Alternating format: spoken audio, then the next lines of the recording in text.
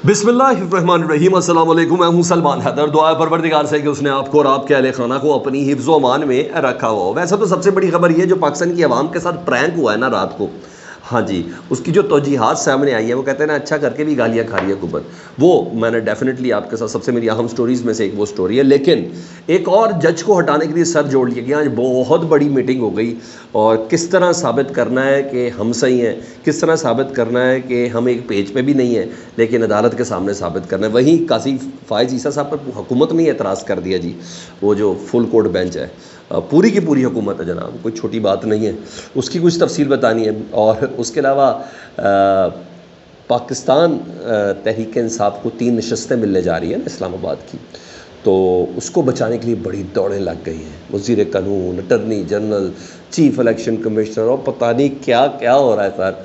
इतनी चीज़ें हैं जो मैंने आपके सामने रखने जा रहा हूँ, तो वीडियो मुकम्मल देखें जी, मिस नहीं करनी। सबसे पहले जी, सब जानते हैं ट्रिब्यूनल्स बिल्कुल तैयार बैठे हैं नून लीग की सीटें उड़ाने के लिए, बिल्कुल तैयार बैठे हैं। और इसमें अगर छोड़ दें, मैं वो कह रहा हूँ देग में चावल के दाने के बराबर, वो इस्लामाबाद की 3 नशस्तें हैं ना, उसमें अब आए फैसला तब आए फैसला, ये वाली पोजीशन चल रही है। और जस्टिस तारिक महमूद जहांगीरी साहब जिस तरीके से समाअत कर रहे हैं ना, वो काबिल कबूल है ही नहीं, इस सिस्टम के लिए काबिल कबूल नहीं है। जिस तरीके से हम लोगों को आदत हो चुकी है ना हुकूमतों को, जी हाँ, उस सिस्टम में, उस तरीके में ना जस्टिस तारिक महमूद जहांगीरी साहब नहीं समझ में आ रहे। 2 समातों में उन्होंने सबसे पहले एक आरओ को जुर्माना किया 15,000। ओ भाई पेश क्यों नहीं होते तुम? वो किस मुंह से बेचारा पेश होगा? उसको तो जो कहा उसने वो कर दिया। फिर जो कैंडिडेट जीता नून लीग का, वो फॉर्म 45 लेके नहीं आया। भाई किस मुंह से वो फॉर्म 45 लेके आएगा? क्योंकि पाकिस्तान तहरीक इंसाफ के नुमाइंदे को जो मिला, क्या नाम है, बुखारी को या अली बुखारी को, उसको जो मिला फॉर्म 45, और दीगर जितने भी मुखालिफ थे नून लीग के अलावा, जितने सबके फॉर्म 45 मैच करते हैं। नून लीग वाला फॉर्म 45 तैयार हुआ था, वो कैसे लेके पहुंचेगा? उसको भी जस्टिस तारिक महमूद जहांगीरी साहब ने जुर्माना कर दिया। अब जब ये जुर्माने हो गए, फॉर्म 45 किसी और के मैच हो रहे हैं, तो सिर्फ आपको पता है नून लीग वाला मुख्तलिफ है, तो ये कैसे चलेगा? तो तारिक महमूद जहांगीरी साहब तो एक्सेप्टेबल है ही नहीं, और शुएब शाहीन साहब का भी हल्के का फैसला इसी तरह ही होना है। ठीक है, ये इस्लामाबाद के तीनों हल्कों का ये मुकद्दर है, ये मुकद्दर है जो लिखा गया है। तो नून लीग का, अब जारी बात है, नून लीग के अंदर खाते हल्के भी यही कहते हैं कि बाकियां दा ते खैर जुड़ो गल होएगी, इस्लामाबाद के जेडे 3 हल्के ने ना, नून लीग दे नहीं, पीटीआई ले जाएगी, जो मर्जी कर लो। अब जब इतनी बड़ी बातें आ रही हैं, तो अगर वो पाकिस्तान तहरीक साहब इस्लामाबाद की ये तीनों नशस्तें जीत जाए, ट्रिब्यूनल फैसला दे दे, तो पाकिस्तान तहरीक साहब का जो बयानिया है वो तो बड़ा, उसको तो बड़ी सपोर्ट मिल जाएगी। उनकी इस बात में अब किसी को कोई शक पहले भी नहीं था कि मैंडेट चुराया गया, उसको तो मज़ीद तक़वियत मिल जाएगी, वो तो मज़ीद जुडिशल कमीशन वाले मुतालबे में मज़ीद मजबूत हो जाएंगे। सर देखें, सिर्फ एक शहर के 3 हल्के जिसमें 3 ही नशस्तें होती हैं, उन तीनों में हम जीते, तो बताएं पूरे पंजाब में क्या हाल हुआ होगा? बताइए उधर क्या होगा? तो इस चीज़ को करने के लिए ना हुकूमत ने भी बड़ी सीरियस कोशिशें शुरू कर दी है।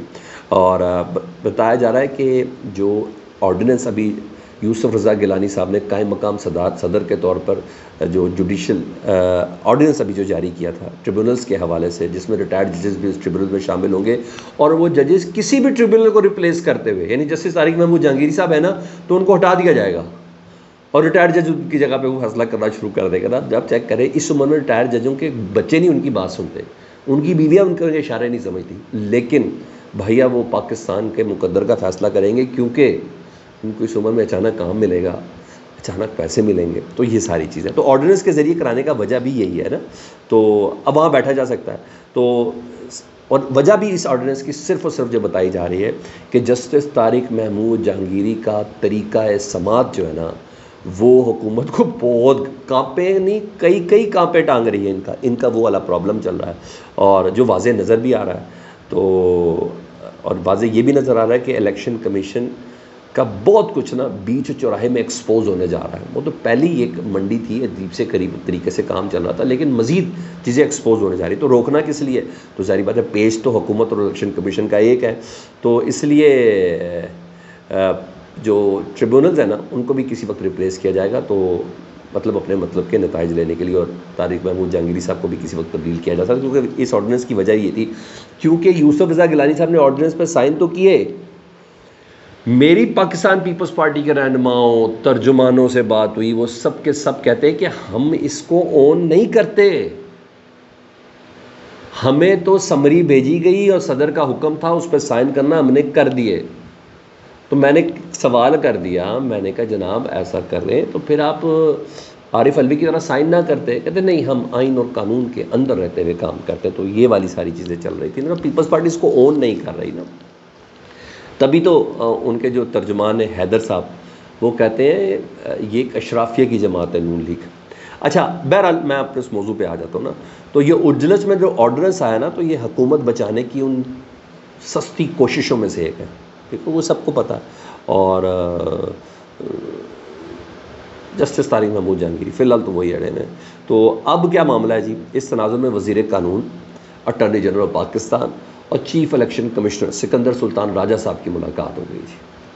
جی ہاں، بتایا جا رہا ہے کہ اسی آرڈیننس کے تحت ریٹائرڈ ججز کو لگانا ہے سر. الیکشن کمشنر نے بتانا ہے سر، بتائیں کن کو لگانا ہے. آرڈیننس تو ہم لے آئے، اب آپ بتائیں کون کون سا ریٹائرڈ جج سوٹ کرتا ہے ان حالات میں، جس کے ساتھ ہم نے سارا کام کرنا ہے. اس پر مشاورت ہوئی ہے. مخصوص نشستوں کی جو الیکشن کمیشن نے بندر بانٹ کی ہے نا، اس پہ آ رہا ہے پیر کو بینچ آ رہا ہے، فل کوڈ آ رہا ہے. اس پہ الیکشن کمیشن کو کیسے بچانا ہے؟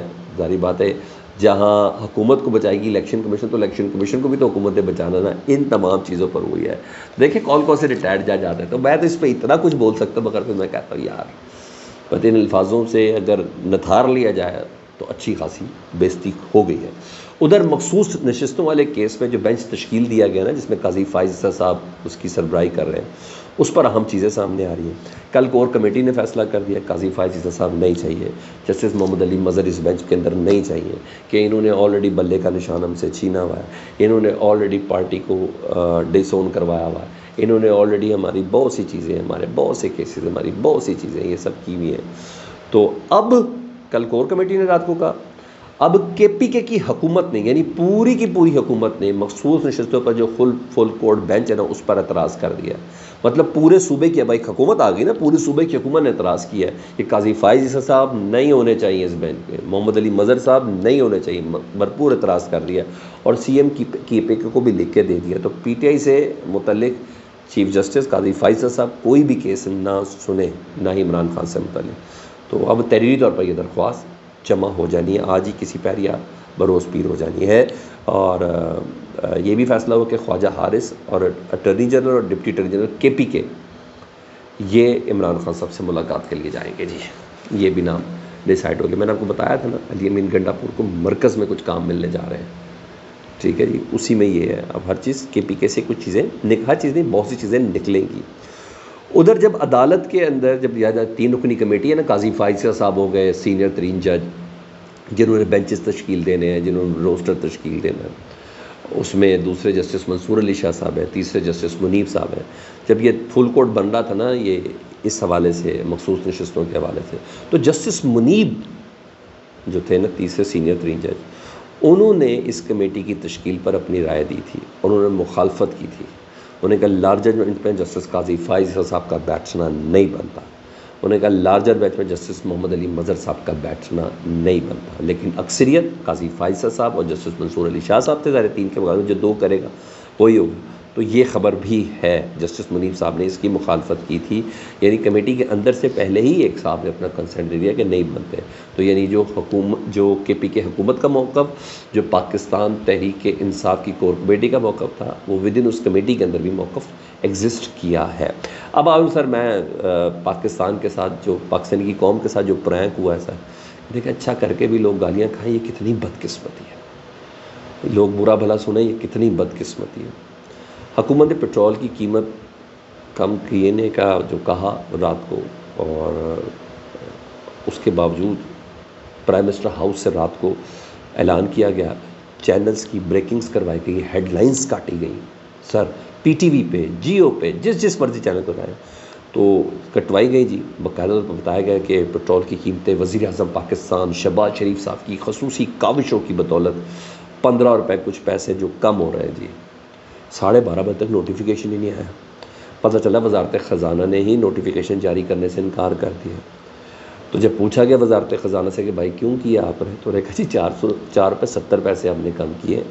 وہ جو خط تھا نا، جو حکم تھا، وہ لکھا کہ ہم نے 2 مہینے میں اتنے کیے ہیں، پچھلے 2 سے 3 مہینے میں ہم نے اتنا فرق ڈالا ہے. تو اس کو کر رہے تو عقل کے اندھوں نے اسی طرح بریکنگ پھٹے چلوا دیے، اور مکمل جاہل لوگوں نے. اور دیکھیں میڈیا مینجمنٹ کیا چیز ہے، ہلکی سی باریکی کر دیں آپ ذلیل ہو جاتے ہیں. ٹھیک ہے، مگر شاہ سے زیادہ شاہ کے وفاداروں نے نا ضلالت سمٹوائی ہے حکومت کو. اس پر سخت ترین ایکشن ہونا چاہیے یار. 4 پہ کم کر کے بھی حکومت دعائیں نہیں لے رہی ہے. اور ہاں رہی صحیح کسر، میں بھی ذرا گیم بھی بتا دوں گا، ادھر 4 روپے یونٹ، 4.25 روپے یونٹ بجلی کا بڑھا دیا گیا.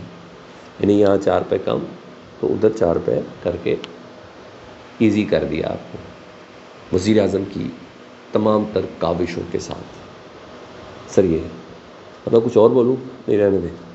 فیڈ بیک سے متعلق ضرور آگاہ کریں. اپنا بہت خیال رکھیں. اللہم صلی علی محمد و آل محمد.